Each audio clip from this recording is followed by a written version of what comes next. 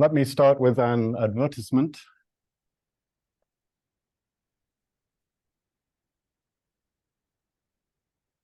If you're subscribed to the paying version of this class, then you won't see this advertisement. But since you guys didn't pay anything, you have to watch the ads to continue.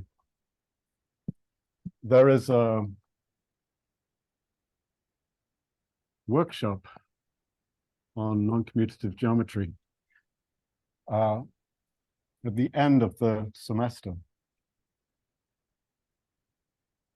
This semester. Here.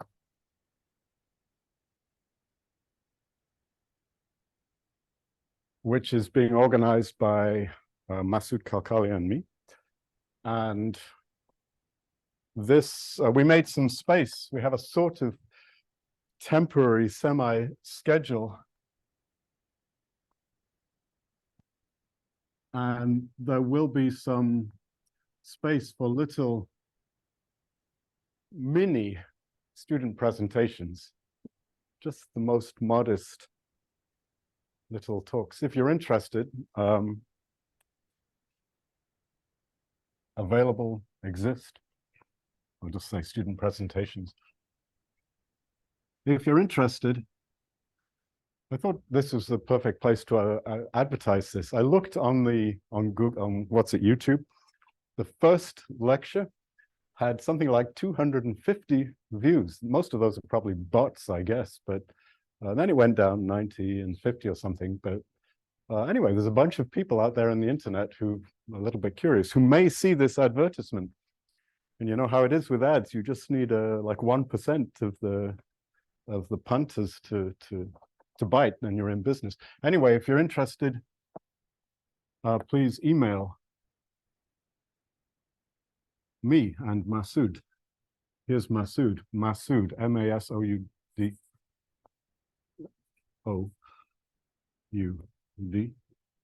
at UWO. Thank you.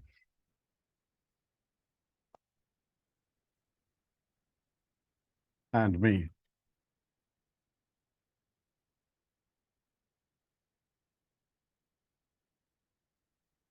The USA, but it isn't.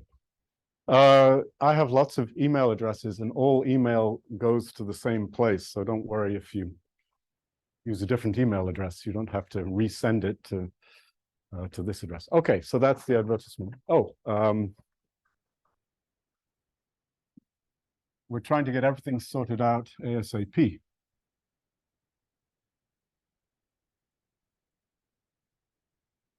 So let's say you have to do this before the end of the day.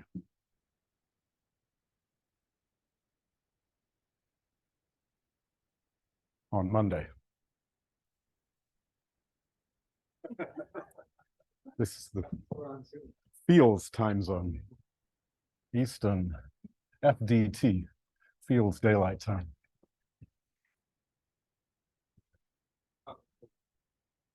Yeah. How long are these talks? That depends a little bit on logistics. There are lots of things in play right now, as Jamie knows.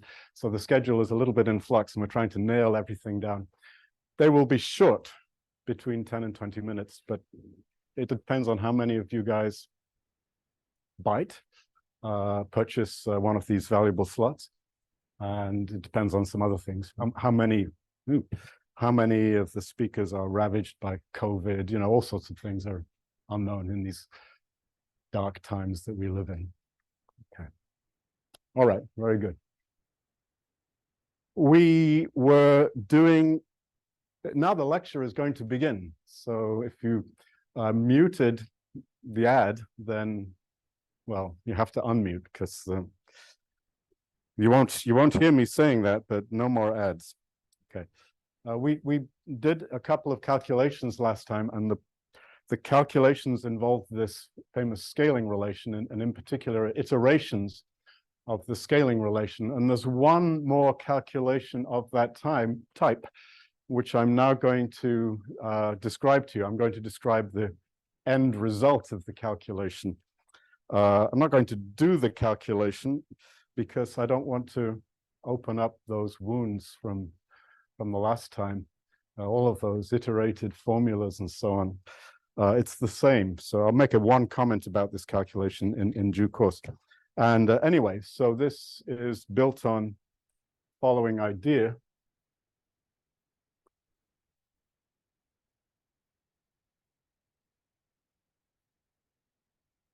Of what I'll call a symbol family.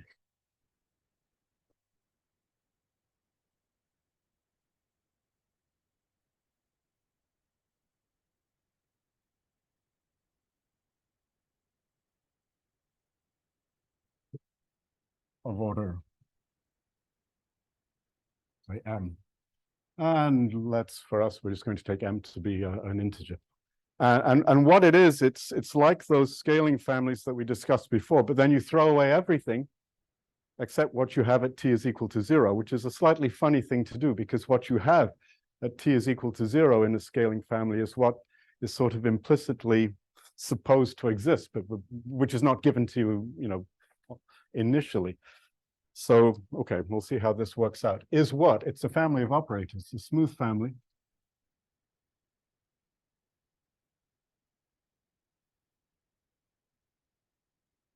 Let's call them S for symbol. So these are operators on Rn, let's say. And there's a whole bunch of them. There's one for each point in Rn. Like that, and they should be a smooth family in the sense we're discussing. There's no t variable here, no t parameter.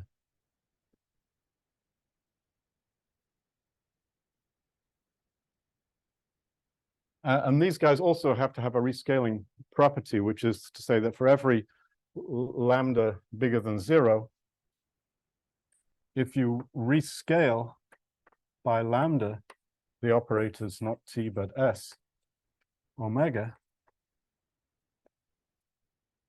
you might remember that when I defined r lambda, it just means you're rescaling around 0, so omega equal to 0. What you get is just s omega back up to a factor, which is this degree.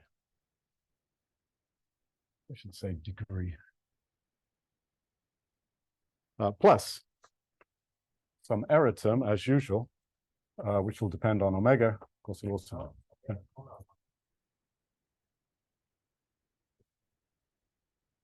Everything, I think everything is the way I want it.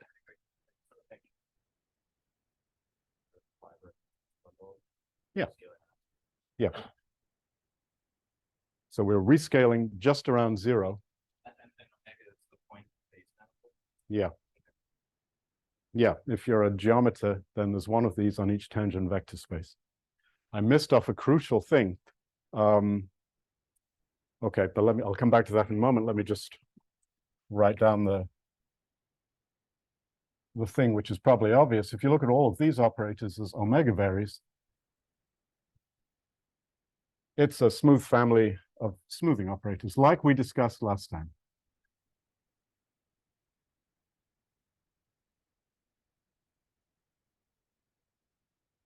So that you could have guessed, and maybe what you might not have guessed, although if you're a geometer, you probably would have, is that all of these operators here are supposed to be translation invariant.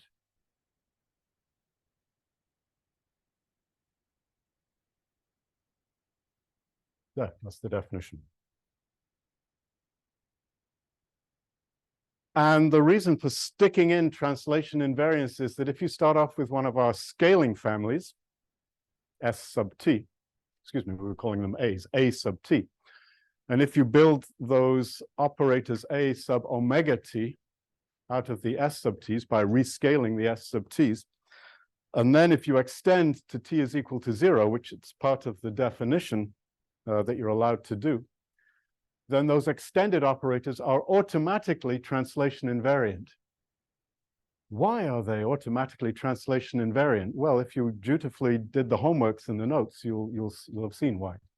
It's just a little trick to see that those guys are translation invariant.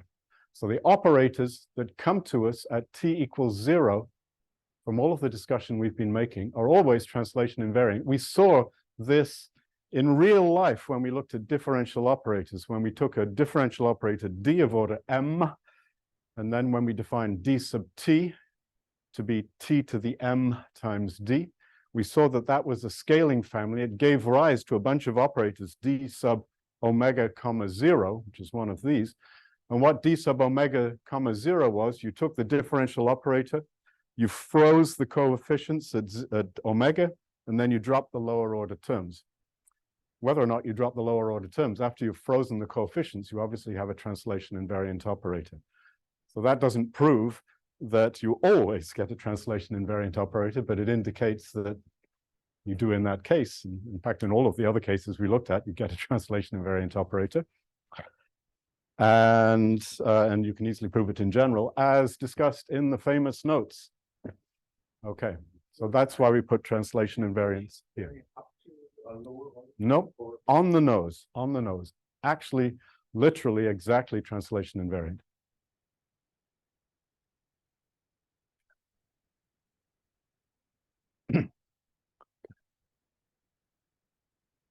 Great.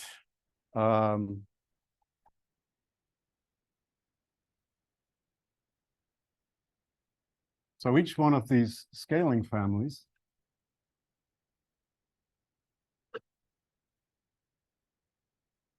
of order m, degree m, trying to teach myself to call these guys, they're more like graded things. There's a specific number that you attach to a scaling family, gives rise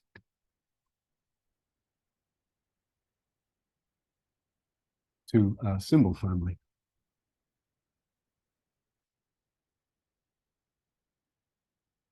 Which we'll refer to as the symbol of the family. And if you're keeping track because you know something about pseudo-differential operators and differential operators, we're talking here about principal symbols. I'll show you an example in a moment. I guess we already saw one. I spoke about differential operators, and this notion of symbol corresponds to principal symbol. So S of omega is just what you get by applying this rescaling operation and then extending by continuity to 0.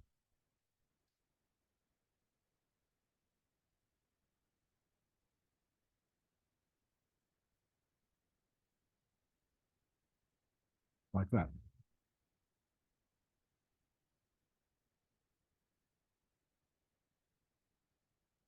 So far, so good.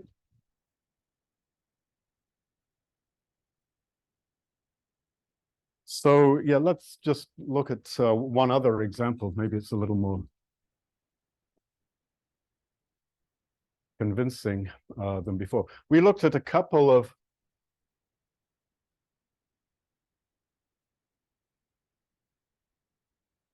examples of convolution operators, and in this example, I'm just going to stick them together.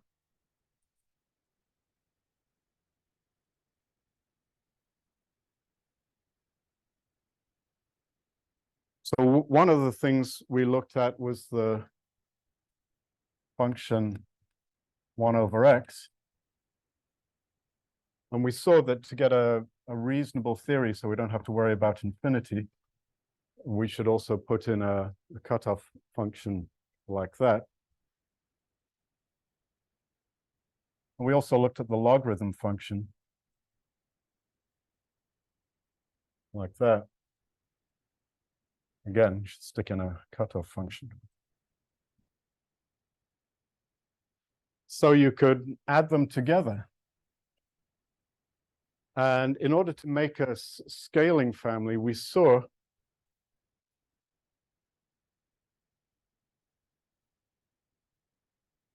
that you should divide by 1 over the absolute value of t. That has to do with the relationship between the way you rescale integral kernels. After you do a rescaling, this is some Radon-Nikodym factor which disappears. So because we're talking about the AT operators, the 1 over t occurs there, and it's common to both. And I'm not quite done yet. What we saw is that this first thing is a degree 0 scaling family. And the second thing is a degree 1 scaling family. Excuse me, correction, typo, a degree -1 scaling family. And you're not allowed to add scaling families unless they have the same degree. So in order to make things match up, you have to promote this from a degree -1 scaling family to a degree 0 scaling family. Otherwise, you're not allowed to do the plus right here. Okay, and we saw the way to do that is just to multiply by t. So this thing here is a degree 0 scaling family.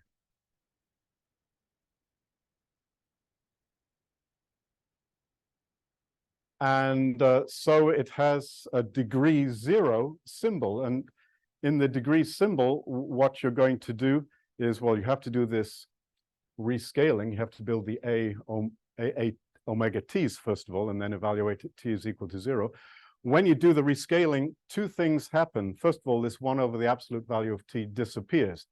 It's a right-on negative factor and just disappears. The second thing is that all of the x over t's become x's. But this t isn't going anywhere. That t just stays. So after you do the rescaling and you look at the operators A omega t, what they look like is that the radon nicotine factor is gone and all of the x over t's have just become x's. But this t isn't part of an x over t, it's just t, and so it just stays. And so the operator A omega t looks like convolution by, forget about, let me just write that down.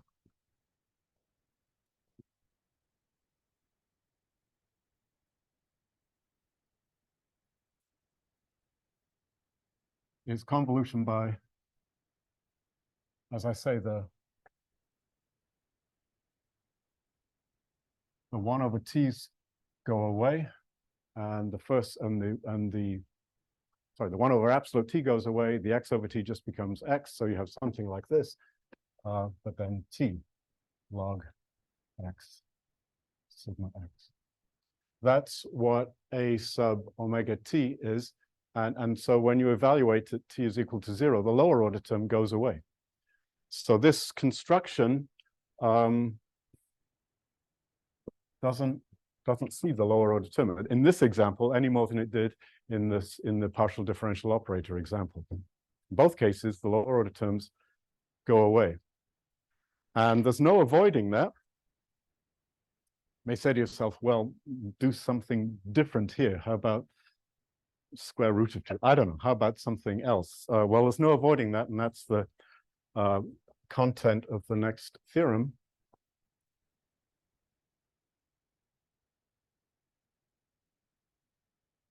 Which says that if you start off with a scalable operator, let's do it this way. Let's not talk about operators yet. Let's talk about scaling families. If A t is an order degree m scaling family, m, it doesn't really matter what it is. It has to be something for it to be a scaling family.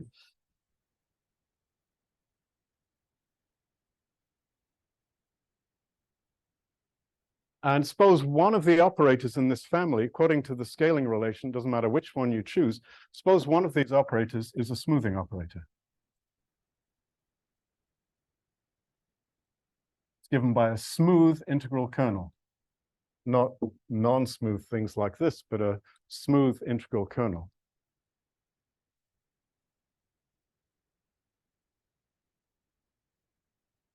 Then when you make this symbol family,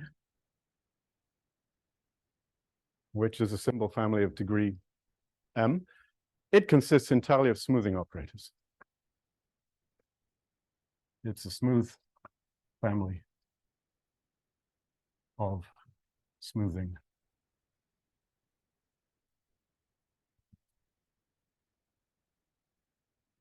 What that says is that if you, from the point of view of scalable operators, if you start off with any scalable operators, any one of these things up here for t equals 1. And now you try to manufacture a really cunning scale-ing family from that scale-able operator. It doesn't matter what cunning construction you get. By the time you get to t is equal to 0, the symbol that you get is always the same. Not exactly, but up to smoothing operators. Okay, so it's not obvious if you start off with a scale-able operator, which means there's a corresponding scale-ing family, and then you evaluate that scale-ing family at t equals 0 to get a symbol family. The symbol doesn't obviously depend just on the original operator because you built it out of the corresponding scale-ing family. It's not obvious that it just depends on the scale-able operator that you started with, but that's the way it is, at least up to smoothing operators. Each scale-able operator of order m has an order m symbol, degree m principal symbol, which is one of these things here, thanks to this result. How do you prove this result, Nigel? Well, it's a consequence of the scaling relation. And because we went through 2 exercises with the scaling relation, and because I don't want to write down all of those formulas again, I should have fit this into the last lecture, but I didn't. I just refer you to the notes where this thing is proved. Just to make it a little bit enticing, let me just say there's one interesting quirk here, which is that the case. So now you start to do the proof, and we saw that negative order operators are sort of different than positive order operators in respect of some details when it comes to, for example, integral kernels.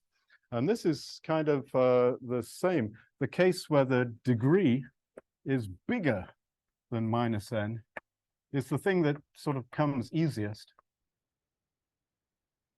So it's sort of opposite of what we were talking about before. We said if the degree is less, the order is less than minus n, then the integral kernel is a continuous function and so on. So we made some conclusion out of the order being less than minus n. But here, if it's bigger, it turns out that the argument's a little bit easier.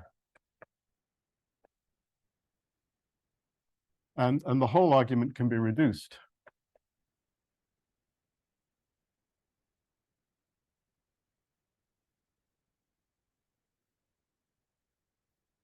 By considering pushing up the degree and lowering the degree, considering something like this, for example, del alpha a t.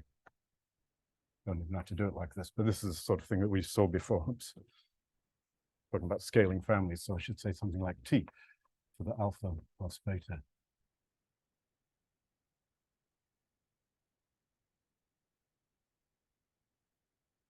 So this is a composition of 3 scaling families.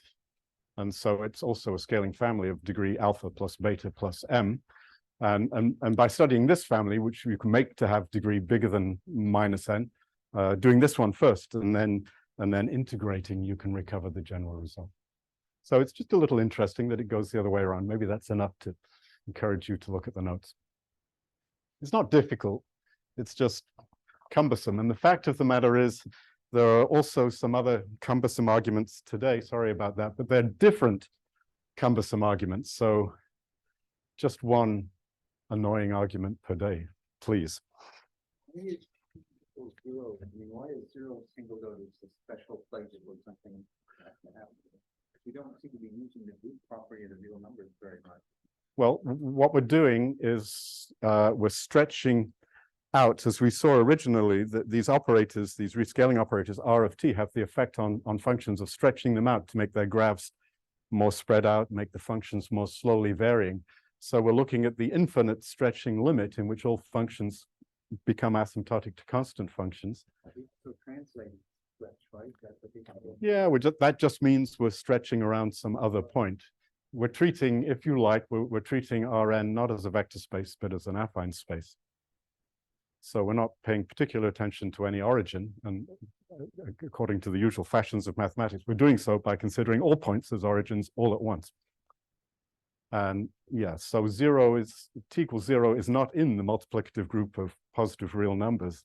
It's some sort of limiting case of a positive real number, and that's why it's special. T equals 2, not interesting. T equals 1. I mean, you didn't do anything. T equals 1. Yeah, I mean, I guess it's special. It's kind of important. Sometimes the best thing you can do is nothing at all. And okay, so T equals 1 is the next most important after T equals 0. All right. So we'll talk more about symbols. Oh, I guess we're going to talk more about symbols instantaneously. Yeah, so here's a theorem that I won't be proving. You don't even have to take my word for it. Read the notes. You'll see it's not a super crazy thing. Sorry.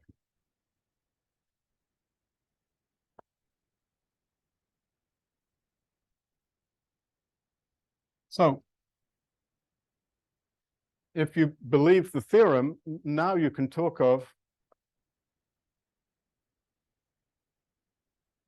the degree M, if you like to include this word principal, symbol, family of a order and scalable operator.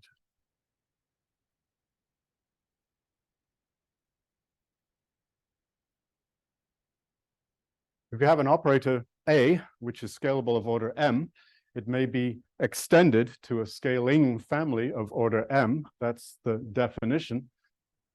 Like this one up here, we extended it in this way. Then you can evaluate, after you do the A omega T thing, then you can evaluate T equals 0 and you get a symbol. And what you get only depends on the A1 that you first thought of up to smoothing operators, because two different families extending A1 will have the property that their difference is 0 at T equals 1, and therefore at T equals 0, you get a bunch of smoothing operators.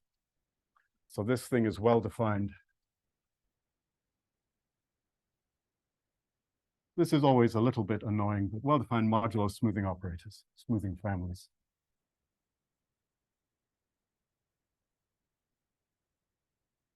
Did you have a question?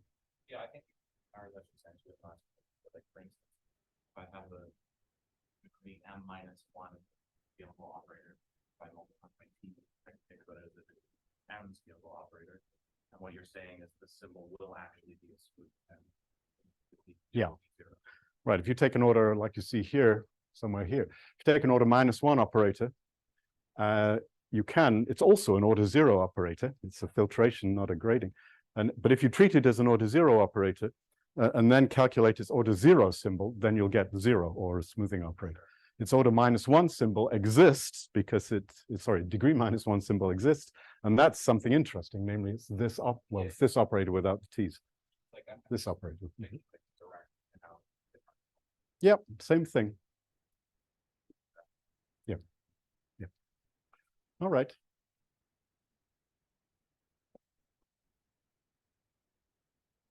So let's call this symb of A. So it's actually a collection of operators.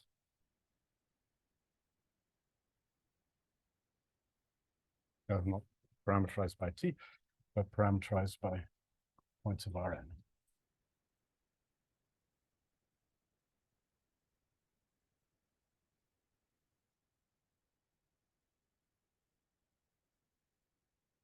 And the main theme of today's lecture is to figure out something which goes in the reverse direction. Suppose you have a symbol. Can you build an operator from a symbol? Well, yeah, if we're talking about differential operators, the symbol, order M symbol of an order M partial differential operator, is just all of those operators you get, like I said, by dropping the lower order terms and freezing the coefficients at omega, or you could do it the other way around. But once you have all of those frozen coefficients at all of the omegas, you can treat the coefficients as actually functions of omega, and so you can reconstitute an operator. It's not the operator you started with, because you dropped the lower order terms, and they're gone. They're not coming back. just like the logarithm here, is not coming back after you pass to the symbol. It's just gone. But you get something. And what you get is an operator, which if you then take its symbol again, you'll get back the symbol you started with. So what you see in the world of differential operators is a process called op, which goes from symbols to operators. And it has the property that op of symbol of D is not D, but on the other hand, symbol of op of symbol is symbol. So it's a left or right, one-sided something or other inverse, but not an inverse in the other direction.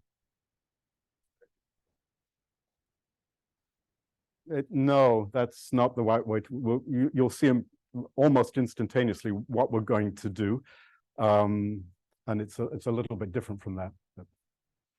Okay, but so the main, in fact, let me,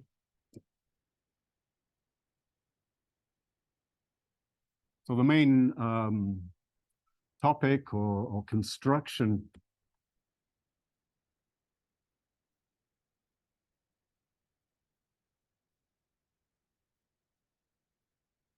goes like this. You start off with a symbol family, maybe in degree M.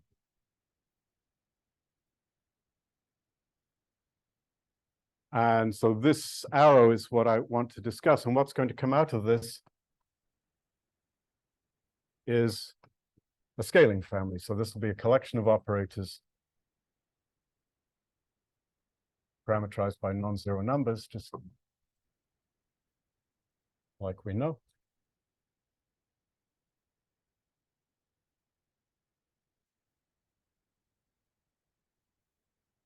So this is now a degree M scaling family.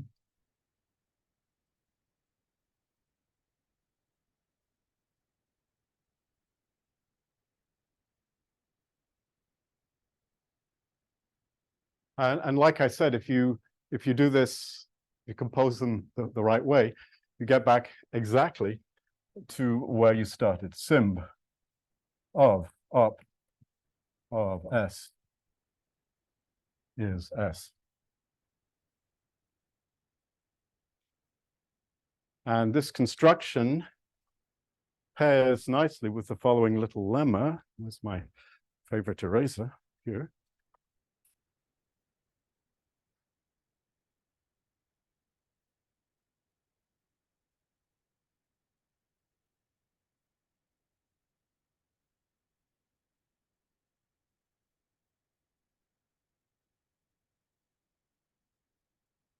Which says the following thing. If you have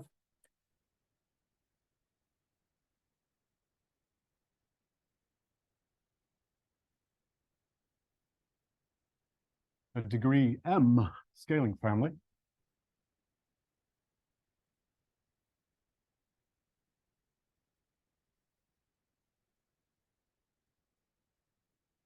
and if its symbol is just the zero family, there's nothing there,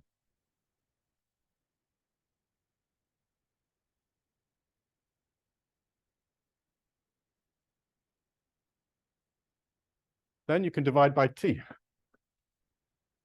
There exists another scaling family, which obviously is going to have to be 1 over T times A of T. So there, with the property that T times this scaling family is this one, so it has to be this. And so the assertion is that this is a scaling family.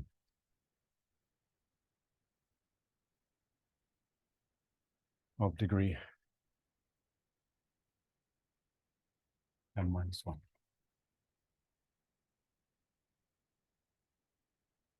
We saw this the other way around. If you have a scaling family of degree M minus 1, and you multiply it by T, then it's the scaling family of degree M. It's not a terribly interesting scaling family of degree M because its symbol is obviously 0, but it is a scaling family of degree M, and you can just reverse it. Why can you reverse it? Well, you can reverse it because we're not doing what those guys out there are doing. I'm not talking about eating all of those cakes and having fun. I'm talking about C-star algebras. We're talking about smooth functions, not continuous functions.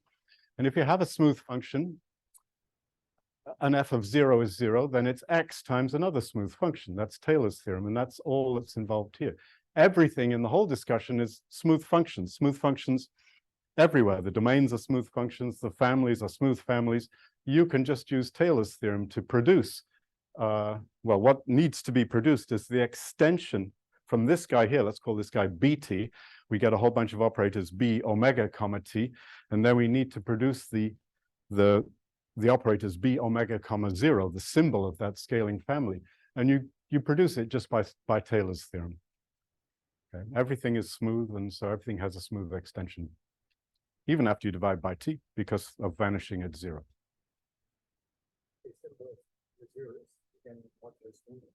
Well, here I'm just the simple version of the lemma would be exactly. But if you have any smoothing symbol family, you can extend it to it comes from a family of a scaling family, which also consists of smoothing operators. And if you like, you can make it 0 at t equals 1. You can do fiddles like that. But here I'm imagining, just for simplicity, that this is exactly true, because then I can write down the proof and just say Taylor's theorem.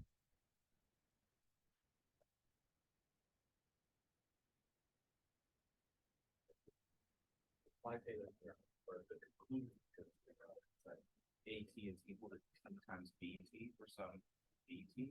Yeah, exactly. There exists a smooth family BT with the property that T times BT is AT. Or another way of saying that, because in the definition of a smoothing family, T is always non-zero, this thing is a smoothing family.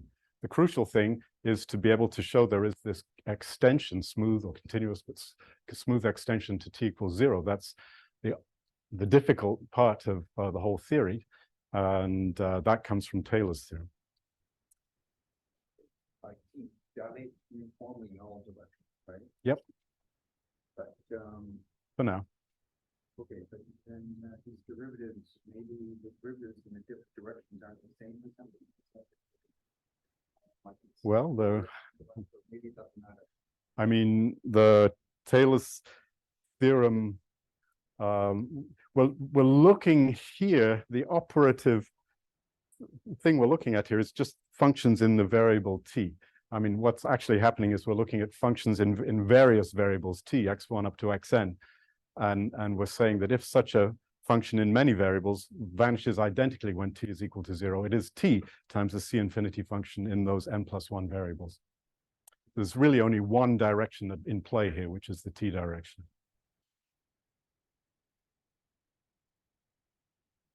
So now comes the fun part. I mean, I didn't tell you what simb is, excuse me, what op is yet. That's not the fun part, but let's just leave that for a moment and have fun here.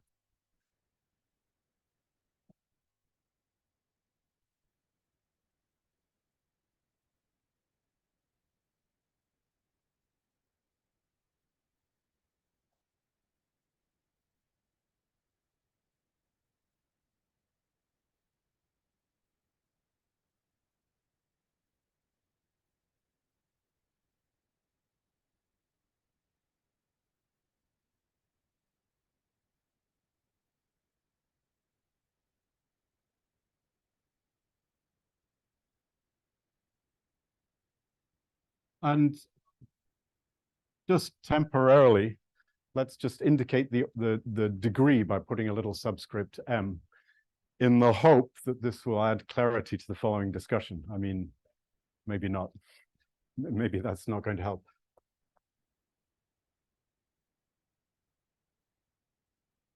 Usually adding subscripts doesn't lead to clarity. But anyway. Reminded of some, first of all, I was reminded of some funny anecdotes related to subscripts, triple subscripts actually. But then I was reminded I'm on the internet, so I'm not going to tell you what they are. I'll tell you later over lunch, yeah. Okay. Right, so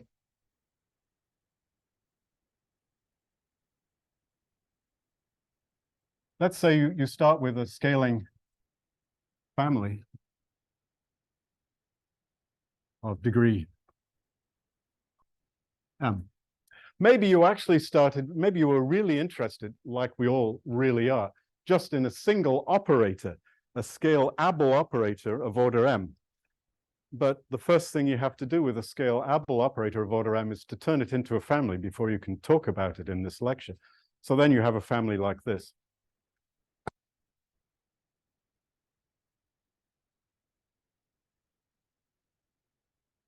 So you could take A, this family, and you could take its symbol,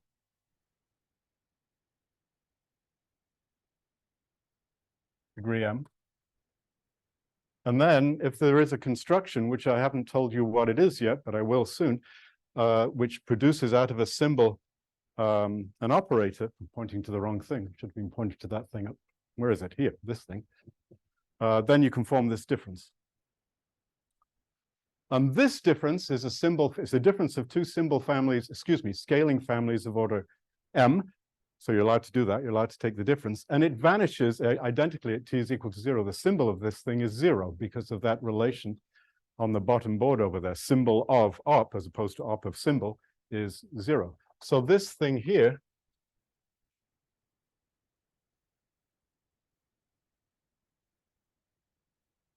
let's maybe call the original family. See if this is a good idea. Maybe I'll just call it A. Changed my mind.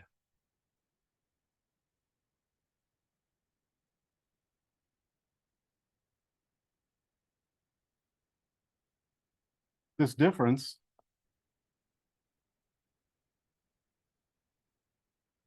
is actually T times some family of order M minus 1.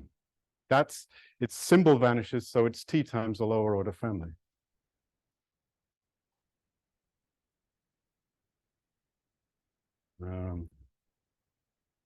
Sorry. I think you can see where I'm going.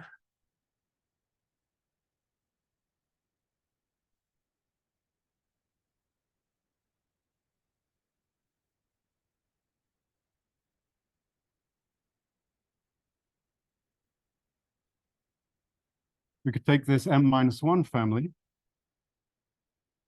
and subtract from it the family we get by applying the OP construction to the symbol in degree M minus 1 of the family M minus 1. And this is a family whose symbol is 0, so it's T times a family of degree M minus 2, and so on.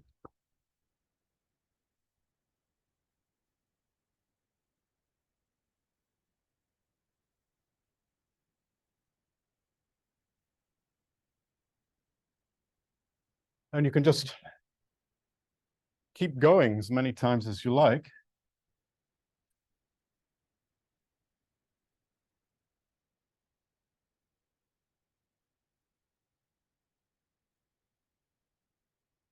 And you obtain a sort of expansion for A, which I'm just going to write in this way. You apply the operator construction, which I didn't tell you what it is, to a certain symbol family of degree M, which is just the symbol family of A. And the difference is just T times op M minus 1 of some other symbol family of degree M minus 1. This is the symbol family of this AM minus 1 here, and so on.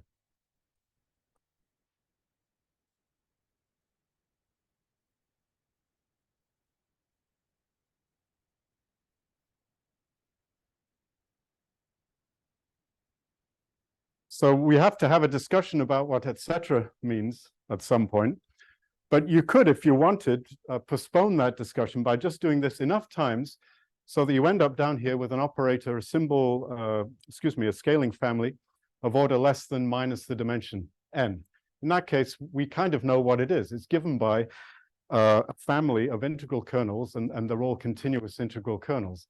you may still want to know more about these continuous integral kernels, but not if you're not if you're one of those people out there. If you're a C-star algebraist, it's just a bunch of compact operators. So you're happy. You've figured out exactly what every scaling family looks like up to a family of compact operators. And if we can master the etc. here, maybe we can improve that and figure out what every scaling family looks like up to a smoothing family of smoothing operators. That would be our version of the C-star algebra statement involving compact operators. Okay, that's what's going to happen. And so this entire subject consisting of these mysterious scaling families, which we didn't exactly know what they were, although we studied some examples, comes down to just one construction. If we understand this construction, we understand everything. It's, you know, it's over as far as scalable operators are concerned. We know what they all look like up to smoothing operators, eventually, so far up to compact operators, but up to smoothing operators when we get serious. So just like, why would you, is the reason why you think to maybe get some sort of expansion like this coming of differential operators? Like you're trying to find Yeah. something you do. So, of course, this, from Eric and Bob's point of view, Van Erp and Youngkin's point of view, they already knew about pseudo-differential operators. And what we're doing here is a construction that is completely understood in the pseudo-differential world. We're just doing it in a different, with different clothes on. So the idea that there are these so-called symbol expansions is central to the whole practicality of pseudo-differential calculus. The fact you can use it to solve problems comes from the fact that every operator can be understood successively up to arbitrary accuracy, so to speak, by some mechanical process involving op and sim. So is this like an asymptotic expansion? Yeah, it's like a Taylor series. It's exactly, as you can tell from Taylor's theorem up there, it's exactly like a Taylor series.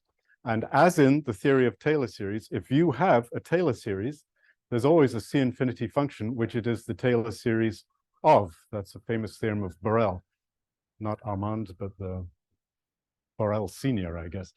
And so that's what's going to happen here. That's what's going to resolve this, etc. This is sort of like how you construct parameters. Yeah, exactly. Yeah, that's exactly what we're going to do in the next lecture, once we've mastered this. So like just, I'm sorry if this is like not a kind of question, but No. At this point, you're saying we're trying to reconstruct pseudo-differential operators without using Fourier transform because Yep. it allows us to deal with more. Yep. Space. So it's the guiding principle that whatever we construct, it should have like a whatever it's called. We should be able to take asymptotic. Yes, that's the guiding principle. That's not what actually happens in the most extreme generalizations. Things go a little bit wrong, but that's certainly the principle. That's the idea. And when it goes wrong, you have to cope with that. But the idea is if we have asymptotic expansion or asymptotic completeness, then we have parameters. Yep, that's exactly what's going to happen in the next lecture, not today.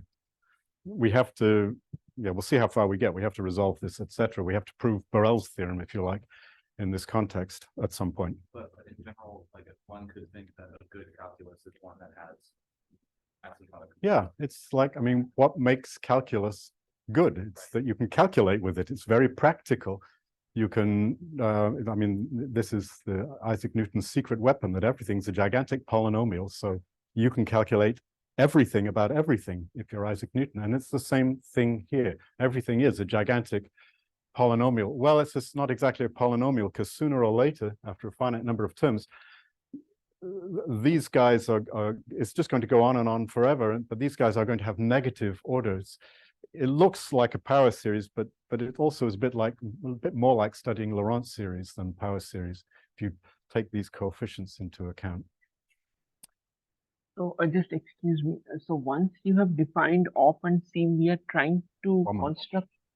Can you repeat the question, please? I wasn't listening carefully. We have defined op and sim, we are trying to define a kind of Taylor function or everywhere C infinity differential everywhere differential function with C infinity function with it, right? I mean, we are taking Q from the Taylor series and we are trying to construct a series out of it. a kind of power series. Yeah, we're not, So Well, that yeah, it's every function can be represented. It's not completely true, but it more or less, according to Isaac Newton, every function can be represented by a power series. Every pseudo-differential operator can be represented by some kind of power series as well. That's going to be relevant to what we're doing. We're not going to study, I don't know, some kind of crazy functional calculus. We're not going to attempt to construct, well, we could, but it's another story, cosine of A. Using some calculus like this. I don't know if that's the direction you're asking about. Sorry, you're up there. no, Yes. it's fine. It's fine. It's fine. Okay. I was just trying to understand what's happening.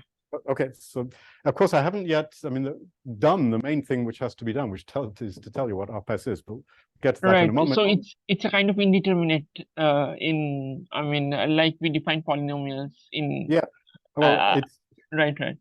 I mean, we need to come up with a definite construction Right. called Right. and all I'm pointing out is that whatever the construction is, as soon as you have it, there's this very simple conceptual consequence that everything can be expanded in a series. Like Isaac Newton and everyone else in the last 300 years after him, you have to worry about, it's our job now to worry about what etc. means. In the olden days, you didn't have to do that. You could just write etc. But now we have to, okay, we'll worry about that. Jamie, you had a question? Well, I was going to say, what happens if A ability has order less than the dimension of space? You can expand an operator. Anything interesting Yeah, happen? maybe you're not satisfied with compact operators. Maybe you're satisfied with integral operators where the integral kernel is 57 times differentiable. Then you have to go a bit further. Maybe you're only going to be satisfied when you get to integral kernels which are smoothing kernels. Then you have to go a lot further, all the way to infinity. And then you have to worry about, in a more serious way, what this etc. means. So we'll get there. All right, so that's where we're headed. All of a sudden, this weird abstract theory involving scaling families and scale Abel operators, all of a sudden it's sort of changed, hasn't it? And it looks like it's become a sort of practical tool that you could actually calculate with, as long as we can understand what this crazy op is. Once we have that, we can expand everything as series. It looks like we're in good shape. And we'll see a good example of that practicality in the next lecture. But for today, our goal is to understand this construction. Okay, let's see now where to go. Maybe we'll just keep this main goal for a while. Oh, I could do this and just tell you what OPS is right here.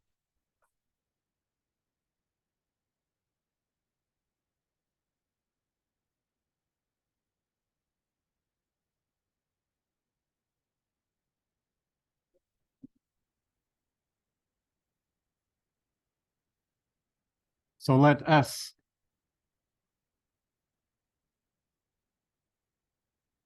be one of these symbol families, just a bunch of operators which are more or less homogeneous of degree m. So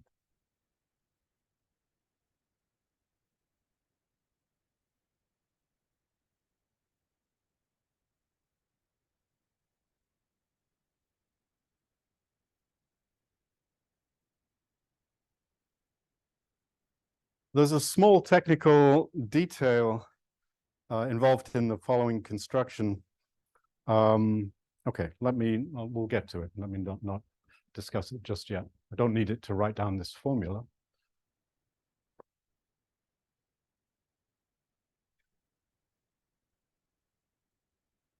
So I want to take this family and I want to make a scaling family out of it. And that means I have to tell you what these operators are for all non-zero t.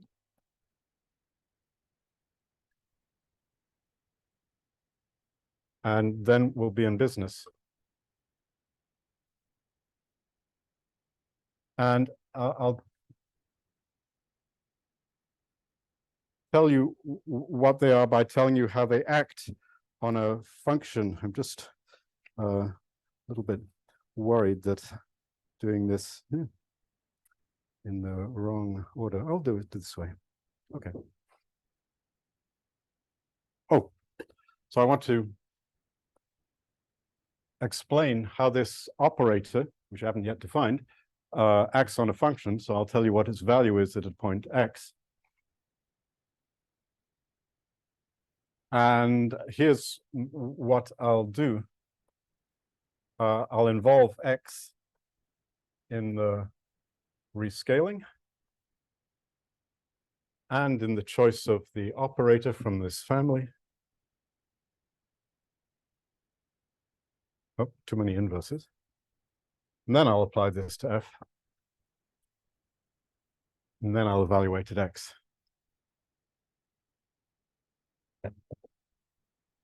Yes, I think I'm happy with that. Yeah, it's a formula. And it feels kind of right. We get one operator for each t. For example, let t just be 1 for a moment. Maybe I should have done that first. Talk about a single, as it happens, scalable operator by setting t is equal to 1.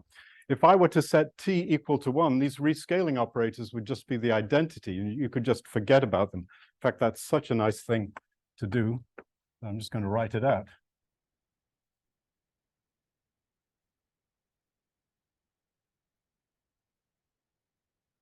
This just looks so much nicer. This is just Sx of f evaluated at x like that. That's a little bit easy. The rest just involves some rescaling. Let's not worry about that. This is the basic idea, what you see in this formula down here, which has indeed the right number of parentheses, although not of the right size. So we take all of the s's. We want to build a single operator out of a bunch of s's, and clearly we have to use all of them, and this is how we do it. Yeah. Maybe I'm misunderstanding it, but it seems kind of strange. So, like, in some sense, I think of it this S and X as like a family of operators on the bundle. Yep. A function on the base. Yep. And in this t equals 1, I'm just applying this operator. So should I be thinking like I'm pulling f back to the tangent bundle? No, you should think that you're choosing at each point an identification of the tangent space at that point, or at least a ball in the tangent space with a ball around that point in the manifold. Okay. We're definitely taking advantage right here of the fact that the manifold, if you like, is Rn. Yeah. This construction, this thing called op, is not going to be a totally canonical thing given to us by, you know, a manifold loving God. Yeah. This is something which depends on coordinates. So that's why you don't like it. It's not that I don't like it, I just wanted to know. Okay. Okay. It feels about right. You've got all of these S's, S omegas, and you have to use them all at once somehow. I mean, why not like this? Yeah. Yes. Yeah. We'll get to exactly what and yeah, and what comes out of this definitely depends on the choice of coordinates. It's not coordinate independent. So sue me. All right. Say again? No power of t in this. Not yet, no. But I just made a definition. Yeah, if you look at it's gone now, but we were looking at some examples involving 1 over x and the logarithm and so on. And when we built a scaling family out of such a thing, all you're supposed to do is just divide by t, just do some rescaling. If you think about how you go from the function 1 over x times sigma of x to the operator, which is convolution by that function, which is a scalable operator of order 0, to a scaling family of order 0, the only thing you have to do is divide by t. In other words, you have to rescale. And there's a 1 over absolute value of t. That's just some Radon-Nikodym factor. It's because I didn't express the thing intrinsically using densities. Okay. All right, but now, of course, there needs to be a theorem somewhere. Let's put it in some prominent place, maybe over here. Razor.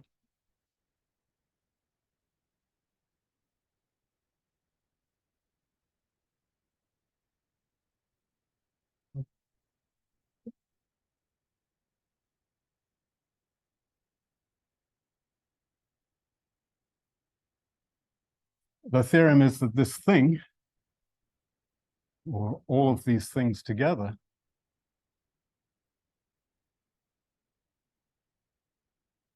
is a scaling family.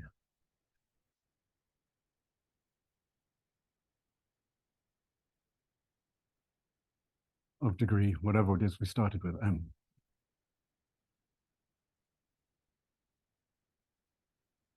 So this thing that we wrote down before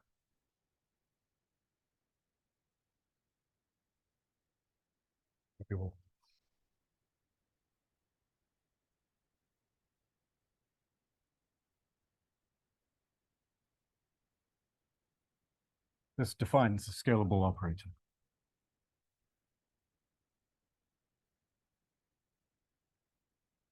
Of order n.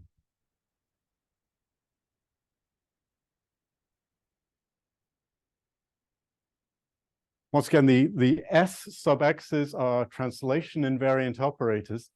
So if we remember, I know we said we weren't supposed to do it, but let's just remember the Fourier transform for a moment. We know what the S sub x's are, right? They're just convolution operators, and they can be easily understood by taking Fourier transform. Under Fourier transform, the S sub x's are just multiplication operators. So we have a family of multiplication operators here, depending on x. And to signify that we took a Fourier transform, let's call the variable xi, which is the multiplication operator variable, and not x. And you see that as soon as you have a family like this, you get a function of this type. Well, there are some details about, is it really a function or is it a distribution? Okay, with some details to work out, but in fact, it turns out this is always a legitimate C infinity function in both of its variables, and it satisfies those funny estimates that occurs that occurs very easily, that can be proved very easily, because everything is translation invariant. It's so easy to work with this formula. This formula here, the one that I'm pointing at, defining the operator A, gives an operator which is exactly of that integral operator form involving the Fourier transform that we talked about before.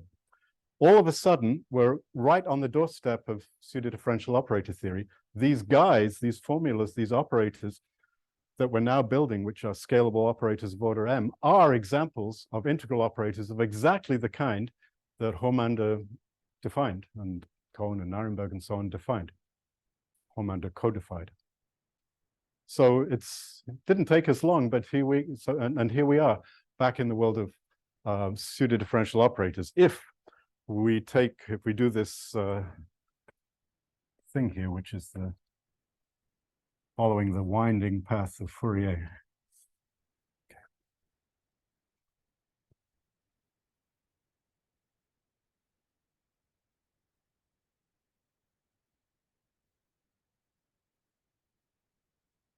So far, so good. Now we got to check something. We have this family.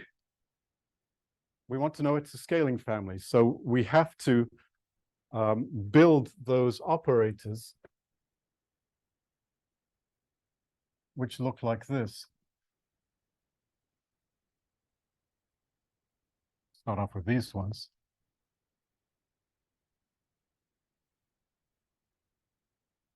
And then after we've built them, we have to show there's a smooth extension to t equals 0. And then we have to check this scaling law.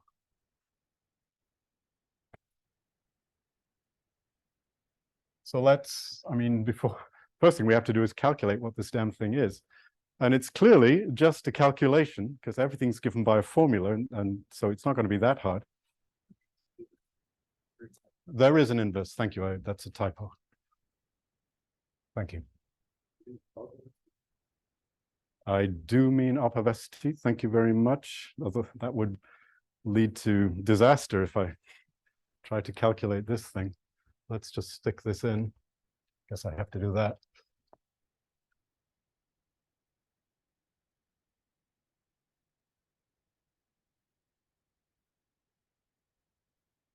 Now there's no room to tell you what it is. It's, damn. This is equal to, well, what's going to be involved? These S sub x operators are obviously going to be, there's going to be a formula just involving, in the end, maybe some rescalings and the S sub x operation. It's only a question of figuring it out.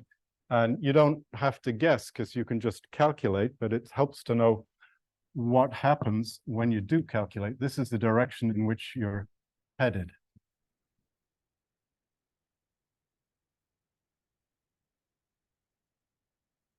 That's nice. So there's an obvious extension of this to t is equal to 0. So if this is correct, if this is just a calculation, we'll see how much time I have or just how much strength I have. As with the previous calculation, the beginning of the lecture, this is actually in the notes of today's lecture already, because I had to calculate it to check it really worked. And so if I don't prove it, you can either prove it yourself, you just grind it out. And since I told you the answer, you'll know when you made a mistake. And so you just have to keep making mistakes repeatedly until by accident you get this formula, and then, you know, then you'll have proof. And so the corollary is that there is an obvious smooth extension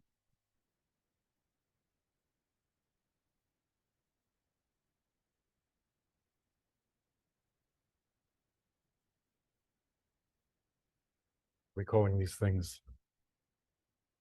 Let's introduce the usual notation. So these guys we would call op s of omega t, namely this thing up here.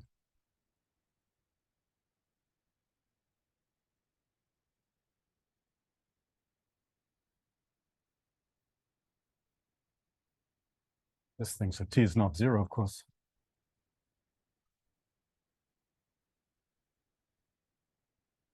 T is equal to 0, and the extension is, it's obvious what the extension is. So if this is a smoothing scaling family, which we don't yet know that it is, if it is a scaling family, and then you calculate its symbol, what you'll get is the original family. That's clear from the formula.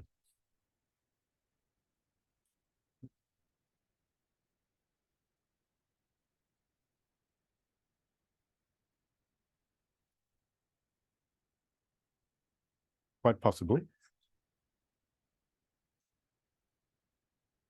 Oh, thank you. Yes, thank you.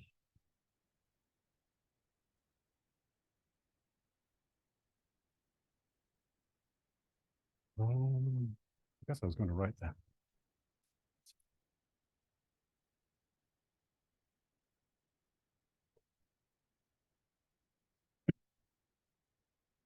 The next thing we have to check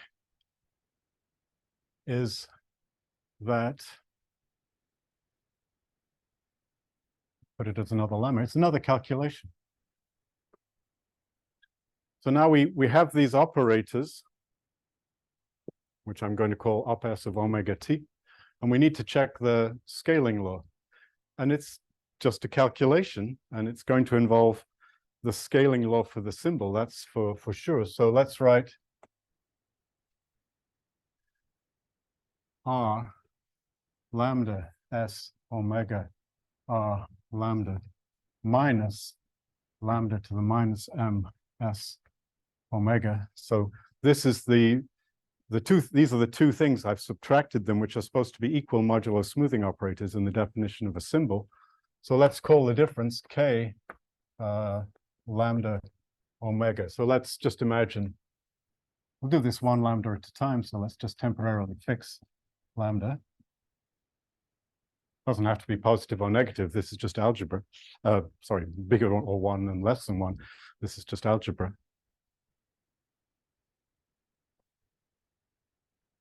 Then back to the putative scaling relation for these fellows.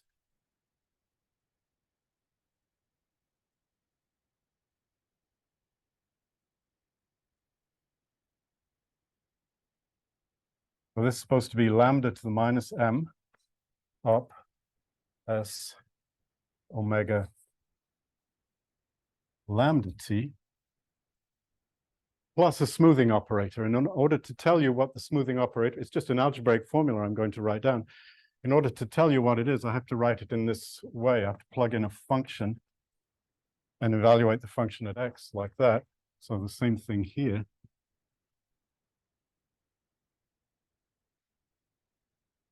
Because the error term, which is going to be a smoothing operator, well, you'll see what it is when I remember exactly what it is. I think I do remember what it is.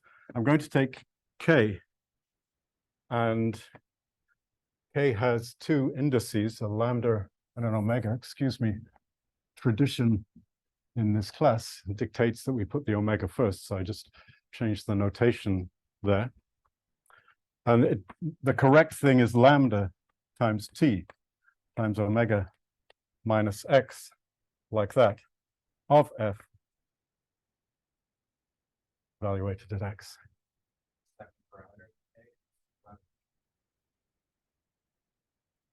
Yeah, so I screwed something up, and meaning there should be a comma here, and I can't remember whether it was lambda or lambda. See, I guess it's just k lambda, because that's all we're doing, scaling by that.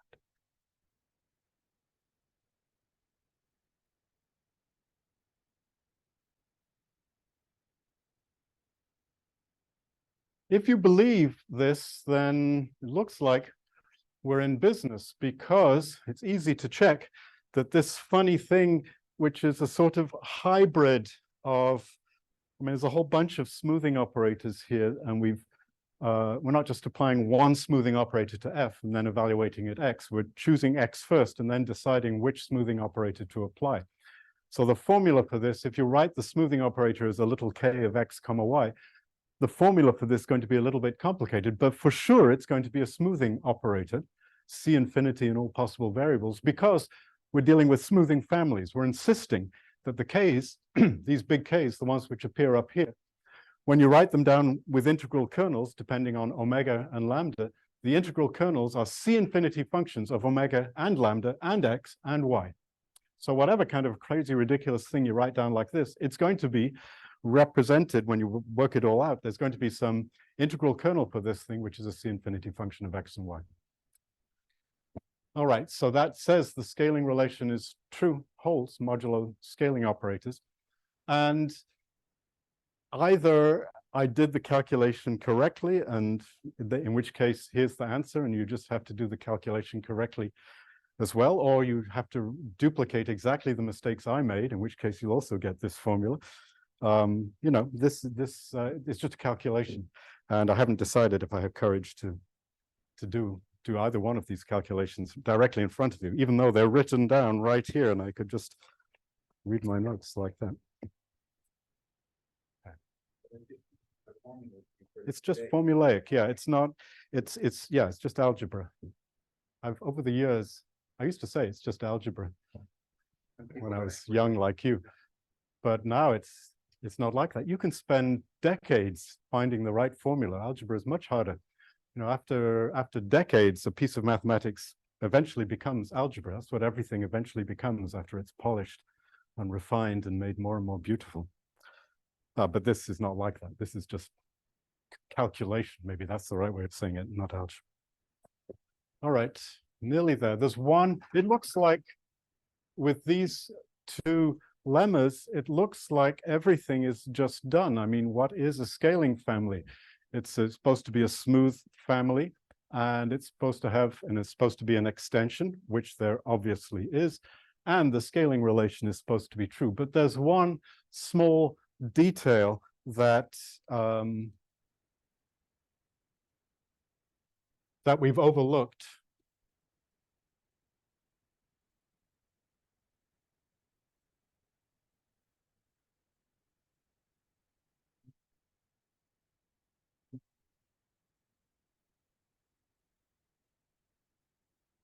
Which is a little bit annoying.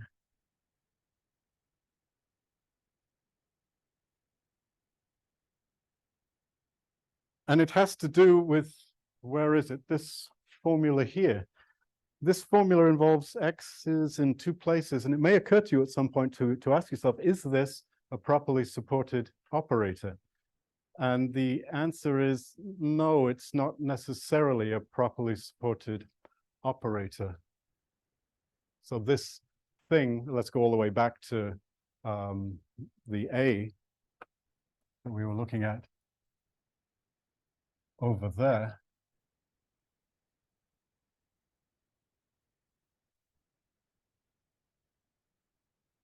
Even this one.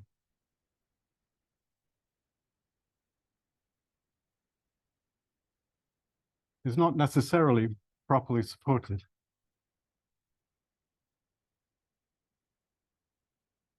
Because the formula for the support of this operator is going to involve the formula somehow for the support of all of the S of x's at once.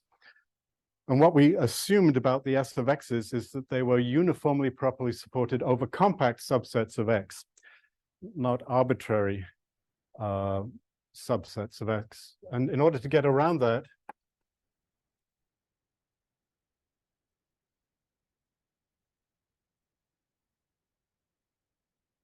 we need to assume just a little bit, some little thing to deal with this annoying issue. And so this, the nicest thing to deal with is to say that this family here is compactly supported in omega.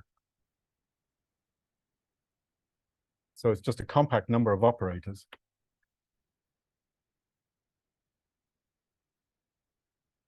Each S omega is a translation invariant operator. It's not, I'm not talking about it being compactly supported. I mean, the number of S omegas which are non-zero, that's supposed to be a compact number of omegas for which that's true.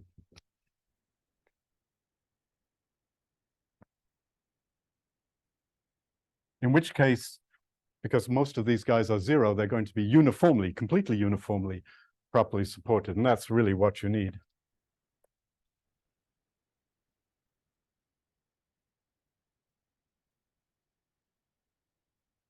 Is, let's call it completely, uniformly, completely, uniformly properly supported.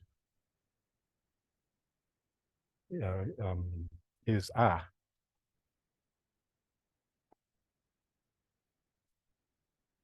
Completely uniformly properly supported family.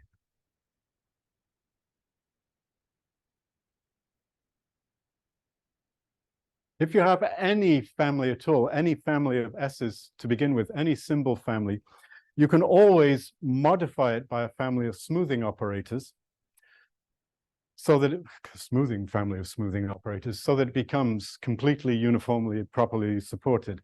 It's not a big deal. It's just, you know, here's the lawyers are speaking here. It's just a little blemish. And I think the instincts of right-thinking people like me, the best instinct is just to assume compact support, and then this annoying problem goes away. Although you need much less than that to make the problem go away. Okay, so I'm just being honest. When you do the calculation, everything works just beautifully, except for this minor blemish that if you started out with an arbitrary family which had some ridiculous support condition, then you'd end up with a little bit of a problem. If you had all of these S omegas, which are convolution operators, and if you multiplied all of the convoluting functions, distributions, I should say, by the same sigma of x like we saw in our examples, then done. You'd have automatically made everything uniformly, completely uniformly, properly supported. And you wouldn't have changed anything except at the tails where everything is smoothing operators. And there's nothing really big at stake here. It's just annoying. There you go. But if you're only dealing with a compact number of omegas, then everything is fine. Okay.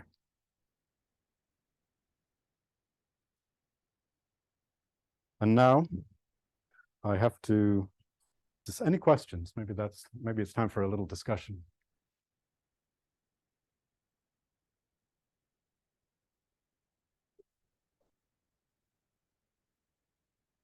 Yeah, okay, fine. That's a legitimate question, completely. So let's put in somewhere, maybe up there. Again? That board, what's the definition of that example? Well, there is no definition of this term. Let me say, The operator with zero outside of. compactly supported. I think what I've written down here and what I said settles the matter. By a compactly supported family, I mean a family for which, for all except a compact number of omegas, S omega is exactly zero. That's what compactly supported means. And now, as for this horrible, completely uniformly, properly supported family, let's just, for the record, write down what that means. So there's the asterisk. I mean, for every phi of compact support,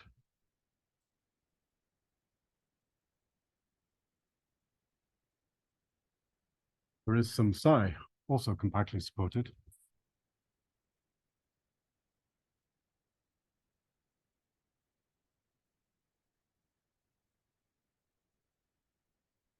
Such that if you take these operators in the family and you look at just this piece of them, then this piece is equal to phi S omega psi, and the other way around too.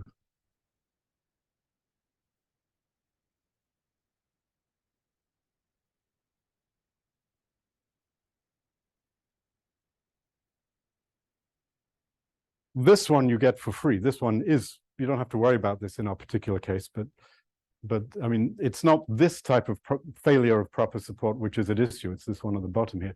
Anyway, so this is supposed to be true for all omega, or whatever the index set is here. Yeah, we're calling it omega. You have to choose the phi and the psi first, and then the same psi is supposed to work for every single little omega, not just, you're not allowed to have psi depend on first choosing a compact set of omegas. The same psi has to work for all of them all at once. And I'm not recommending that we ever think about this notion. I'm recommending that we just say that, we just remember that if the family is compactly supported, it's easy, everything just works. And if the family is not compactly supported, just a warning that something might go wrong. And you have to have ridiculous support, proper supports for something to go wrong. But you never know. Maybe, you know, you might encounter that situation. Go for it. Is the omega minus x actually?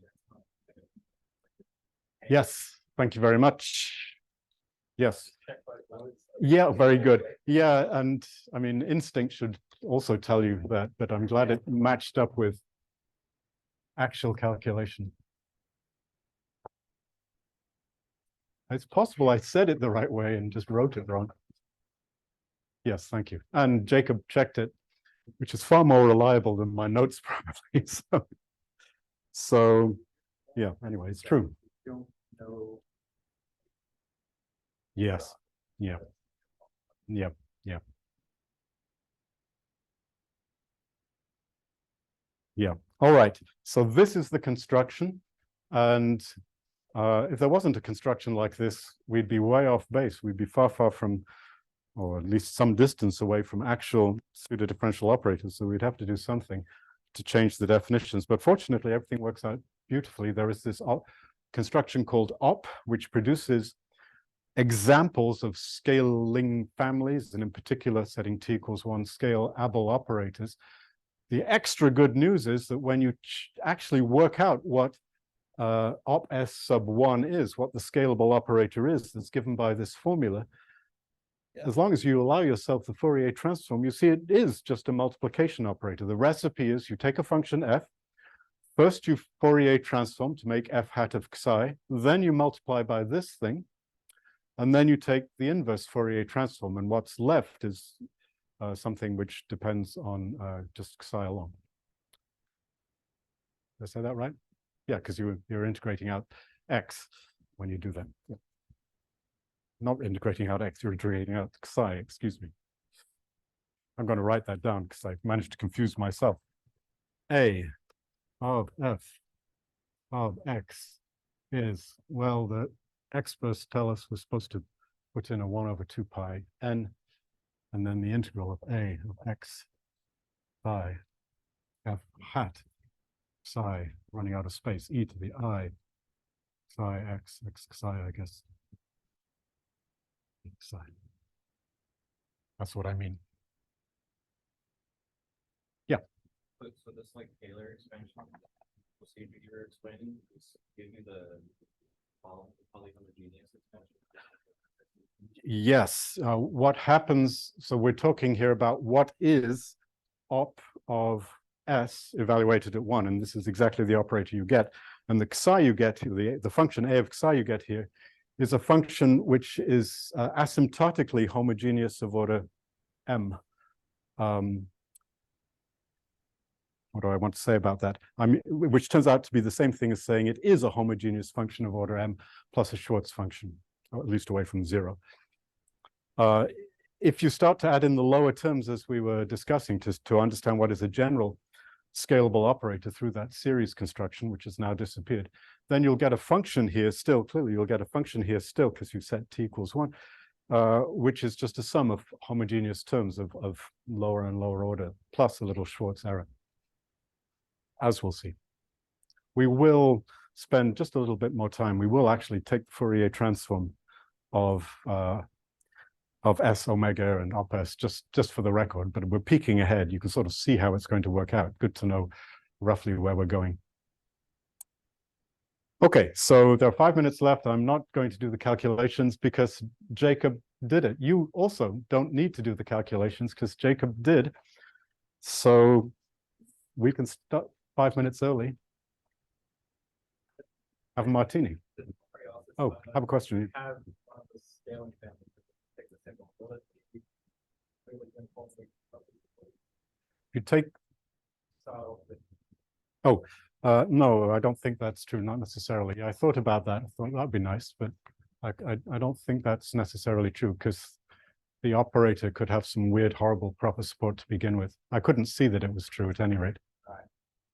I guess like So this thing doesn't quite come around then, because you needed an assumption at the very beginning to make certain kind of. Yeah. So the exact theorem which would precede that asymptotic expansion is that every compactly supported scalable operator has an asymptotic expansion whose terms are individually also, if you like, compactly supported. If you want to deal with the general operator, partitions of unity.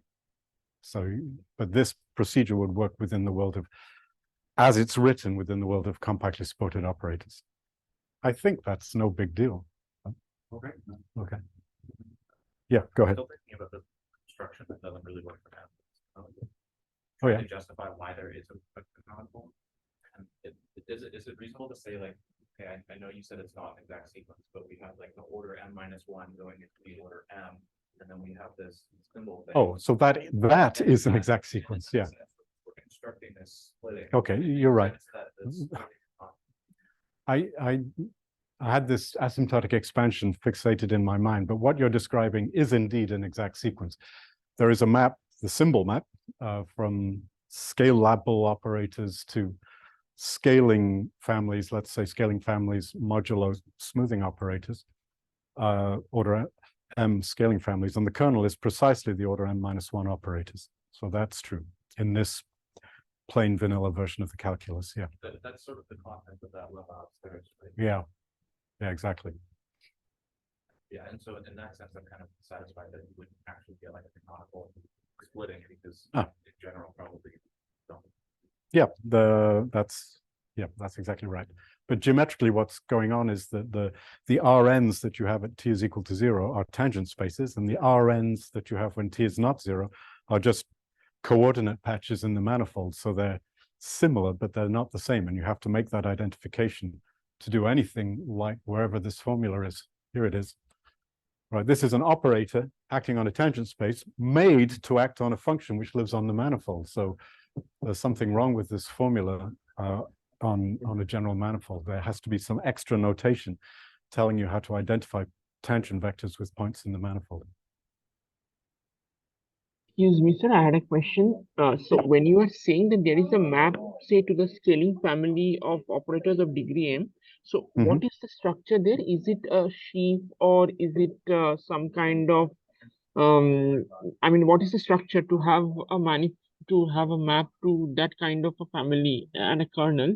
So there has to be, so what is the, when you say, when we're talking about the exact sequence? Yeah, are you asking, are these topological algebras of some sort? When you say structure, is that the kind So of when you structure? were, when you spoke about the kernel or something like that, so Mhm. you need to have some group structure, I mean, some structure. Oh, I'm just talking, I'm talking about the vector space of all scale Abel operators of order M. Form a vector space. Yeah, there's a linear map from that vector space to the vector Okay, great. space of degree Right. M simple families. Thank you. It's onto, and the kernel is precisely the vector space of order M-1 operators. That's what's going on. So I don't know where to look, but anyway, that's what's going on. I guess I look Thank there. you. Thank you. Thank you. Okay, good. Thank you very much. Miller time for this class. We shall continue on Tuesday.